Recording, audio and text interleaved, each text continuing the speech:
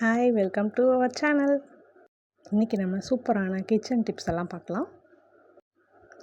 Tip number 1, நம்ம பச்சை மிளகாலாம் வாங்கி அப்படியே எடுத்து வைக்கும்போது பார்த்திங்கன்னா அது பழுத்து போயிடுது சீக்கிரமாக. அதுக்கு இந்த மாதிரி காம்பெல்லாம் கிள்ளி போட்டு ஒரு ஏர்டைட் கண்டெய்னரில் ஸ்டோர் பண்ணிக்கிட்டிங்கன்னா 10-20 நாள் ஆனால் கூட அப்படியே இருக்கும். ட்ரை பண்ணி பாருங்கள். நெக்ஸ்ட் டிப் இஞ்சியெல்லாம் நம்ம அப்படியே வாங்கிட்டு வந்தோடனே எடுத்து வைப்போம். அந்த மாதிரி வைக்காமல் அதில் இருக்க மண்ணெல்லாம் இப்படி தட்டி விட்டு அதுக்கப்புறமா கவர்லேயோ இல்லை ஒரு பாக்ஸ்லேயோ போட்டு ஸ்டோர் பண்ணி வச்சிங்கன்னா ரொம்ப நாள் இருக்கும்.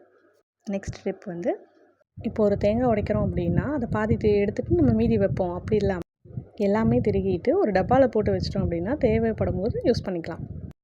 டிப் நம்பர் 4, மார்னிங் எழுத அவசரமாக வெங்காயம் பூண்டு அதெல்லாம் உரித்து வைக்கிறதுக்கு பதிலாக நைட்டே ஃப்ரீ டைம்லலாம் இதெல்லாம் உரித்து ஒரு டப்பாவில் ஸ்டோர் பண்ணிக்கிட்டோம் அப்படின்னா காலையில் எடுத்து யூஸ் பண்ணுறக்கும் ரொம்ப ஈஸியாக இருக்கும். அதே மாதிரி மார்னிங் என்ன செய்ய போகிறோமோ அதுக்கு தேவையான காய்கறி எல்லாத்தையுமே கட் பண்ணி இந்த மாதிரி டப்பாவில் போட்டு எடுத்து வச்சிட்டோம் அப்படின்னா காலையில் நம்ம வேலை டக்குன்னு முடிஞ்சிடும். டைமும் வேஸ்ட் ஆகாது. ட்ரை பண்ணி பாருங்கள்.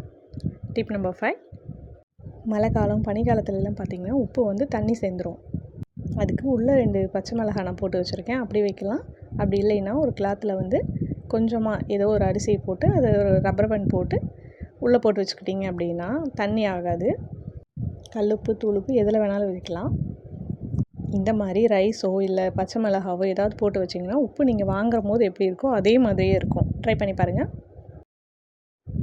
டிப் நம்பர் 6, இப்போ கொத்தமல்லி புதினாலாம் வாங்கும்போது பார்த்திங்கன்னா அப்படியே கவரில் போட்டு வச்சிங்கன்னா ஒரு 2 நாள்லேயே உள்ளெல்லாம் அழுகி போன மாதிரி ஆயிடும்.